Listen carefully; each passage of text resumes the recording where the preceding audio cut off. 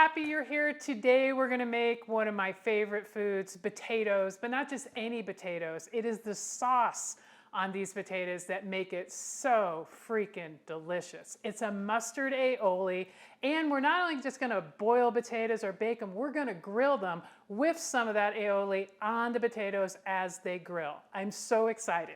So the first thing we're gonna do is we're gonna get the sauce going, which is where all the deliciousness is, because it needs to sit in the refrigerator minimum 30 minutes. You could even sit it in there for 24 hours. So we wanna get that made, and then we're gonna address the potatoes, and then we're gonna get grilling. It's a pretty basic sauce, very straightforward. I have mayonnaise in my bowl, and I'm going to add to it some whole grain mustard.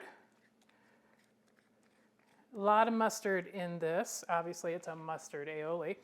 Some Dijon mustard. And I guess you really got to like mustard to appreciate this. But what's interesting is there's a lot of mustard in here. It has a very mellow flavor. Very mustardy, but a mellow mustard flavor. Some honey. Get out of there. Okay. Some garlic, and what's interesting about the garlic is finely minced, and I'll use a knife and I finely mince it, but it's one of those things I really don't like doing. But then on the other hand, I really don't like using a garlic press because I feel like I lose half my clove in the garlic press. So what I did today is I sliced the garlic, then put it in the garlic press, and then pressed. And I got all this amazing garlic. I didn't feel like I lost anything. So that might be something you want to try at home as well. So here's the garlic going in. And last we have some balsamic vinegar. I got this recipe about, I don't know, 7 years ago. I found it online. It's a Bobby Flay recipe. And my version is a bit different than his. I've been working on it for a few years, adding things I like, taking out things I didn't like. And so I'm pretty happy with where we are with this, and I hope you like it too. So I'm gonna mix all this together. Doesn't take much, just a quick whisk. I know I'm gonna need some salt and pepper, so I'm just gonna go ahead and put some in before I even taste it. Mix again. And now I'm going in for a taste. Oh, that's really good. The flavors haven't even melded yet. Okay, I'm gonna get the top on this puppy, get it in the refrigerator for at least 30 minutes. That should give us enough time while we parboil the potatoes, we chop some herbs, and we get ready to grill. While the sauce is chilling and melting in the refrigerator, we're gonna cut some potatoes. And I've got baby Yukon Golds here, and it was the bag, they're pre-washed, they're all good to go. It's about 24 ounces. What's interesting is I got one of these, and I got one of these. And so you can say, oh, that's cute, big and small. But it's important that you know what you're dealing with, because you want all your potatoes to be about the same size so they all cook very evenly. So when I slice these or chop these potatoes, I'm going to make sure that I do some more slices on some and less on others. I've made this recipe quite a few times. I like a smaller potato because when it gets on the grill, more sides, more of the flesh side is going to be charred, which for me gives more flavor. So this is one of the biggest potatoes. So I'm going to cut it in half. I'm going to cut it in quarters, actually. I think that's a good size. And then into the bowl it goes. And then this little guy here that I showed you, he's only getting cut in half. So if you've got a bigger potato, you're probably going to want to quarter them. Medium size, you might be able to quarter them. And small size, just cut them in half. And so you're just going to chop all the potatoes until they are done.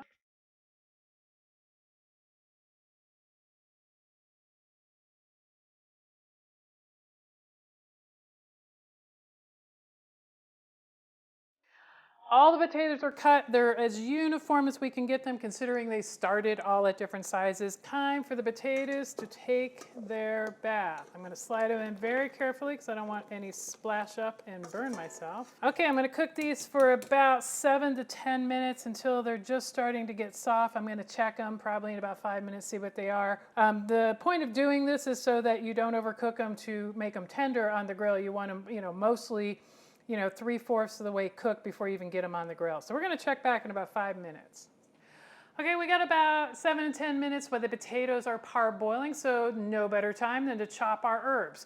The fresh herbs that go in at the end of this recipe when the potatoes are all grilled and it's been sauced is one of the things that really brightens up this dish and makes it so amazing. So we have parsley, chive, rosemary, and thyme. And so I'm going to chop it all up, mix it together, put it aside, and wait to the end of this recipe and then mix it all together. So must have glasses on for this so I don't lose any fingers.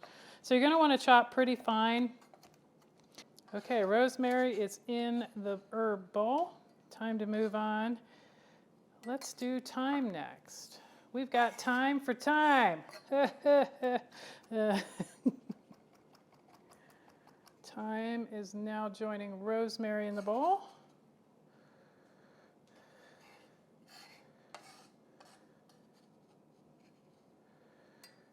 Okay, parsley's turn. The parsley, you could leave this a little more chopped. That's an herb that if it's a little bit bigger, it's not going to be a bad mouth feel or taste. I'm going to chop it pretty fine though, but not quite as fine as the rosemary and thyme. Okay, last but not least, my least favorite thing to slice or chop or dice. Hanging on to the whole bunch. And one could say, well, Victoria, use a smaller bunch. Woohoo, I survived. Now, I like my chives a little bit bigger, so I am not going to chop them anymore. Okay, we're all good. I'm going to grab a little spoon here.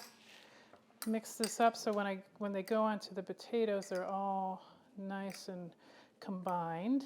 So, okay. Herbs are done. I'm going to put them to the side, and let's go check those potatoes. Okay, so you could get a fork in here and pierce one of these, or you can just fish one out. This is what I like to do because for me it's a mouthfeel, and I just kind of bite into it. Okay, I could almost eat that potato. So I'm going to leave them in a couple more minutes, and then I'm going to get them out of their water and get them cooling.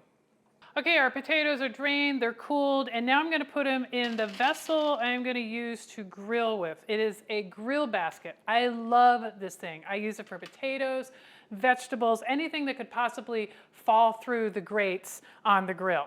So I've got the potatoes in here, and now I'm going to add, I think I'm going to do my salt first. I'm going to hit them with a little bit of salt, kosher salt. And then I'm going to hit them with some of the delicious mustard aioli. And this is going to cook in the potatoes as they grill. It's going to be so delicious and help with the char factor. So I'm going to mix this up with a tong here. I want to get them nicely, the sauce nicely distributed amongst all the potatoes. Nobody gets left out. That looks good. And you can put a little more sauce in here if you want. This is the amount that I usually put in. I like to see the sauce, but I don't want the potatoes to be swimming in the sauce. So now I'm going to grab my pan, I'm going to head out to the grill, and we're going to char these potatoes. The grill has been warming up on high for about 5 to 10 minutes, so I'm going to put the grill basket right in the middle. And I'm going to put the lid down and probably come back and check it in about 5 minutes. I can't wait to see. Do I have char? Oh, yes. Oh, look at that char. That is so good. So it's important to mix these up throughout the cooking process so you get different sides, touching the grill pan so that you get char on as many sides as you can. It's okay if every single potato doesn't get equally charred. It's going to taste absolutely amazing. Okay, I'm going to let this go for a bit and check it shortly. Oh, these are looking great. I'd say we got maybe 3 to 5 more minutes. I might pull them. Okay, I think this is it. I think the taters are, they are beautiful. I was turning these throughout the process because we have a hotter spot in the front here on the grill, so I was bringing a lot of them forward so that they cook better. And I think we've got a good distribution. So I'm going to pull these off. I love this grill pan because it has the handles on it. We have another one that doesn't. Okay, the potatoes are off the grill. I'm so excited. I am this close to tasting these wonderful potatoes. So what I'm going to do first, I'm going to take a little bit of sauce. And again, like when we put the sauce on to begin this process, you can put as little or as much as you want. It's up to you. I'm going to start with a couple spoonfuls. I'm going to get the tong in here and mix it up.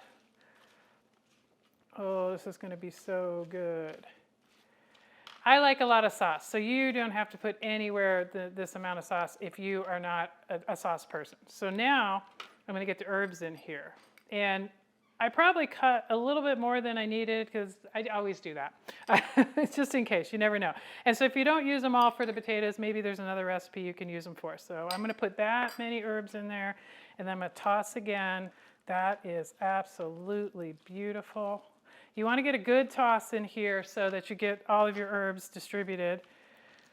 Okay, I think I might do just a little bit more, not too much. I like a lot of herbs in here. Okay, so I'm gonna put this on a plate and give it a try. And I may have a dipping sauce, more sauce for dipping on here, because no, I don't like this sauce at all, not at all. Okay, that's good. Let's get this out of the way. Okay, I'm gonna try one piece without the sauce. Oh. Oh, it was so good. Okay, without dipping it in the sauce, I should have said. And now, this one's really, really toasted, roasted, charred with the sauce. Oh, okay, I love the sauce. I always make more sauce than I need for the potatoes because I've discovered this sauce is great on so many different things. Our pretzel chicken that we made a few videos ago, I'll put the link up here. We had some leftovers of that and we put the sauce on and ate it with the sauce. It was fantastic. Santa Maria TriTip, another recipe we did. Chicken, just about any meat this sauce is going to go really well with. I also like to use it for dipping veggies in, great with Brussels sprouts. So it's a very versatile sauce. So you could take the sauce as its own recipe and not make the potatoes and have a lot of versatility with that as well. You know what would go really, really well with this sauce would be chicken tenders. Rich, can we make chicken tenders just so we have a use for this sauce?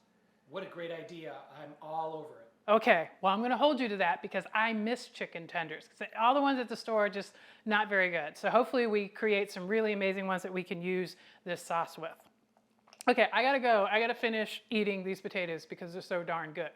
Thank you so much for watching. I really appreciate it. Please remember to like, subscribe, and enable notifications. And until next time, happy eating. I'm gonna leave it on in a couple more minutes. Ooh, that's hot.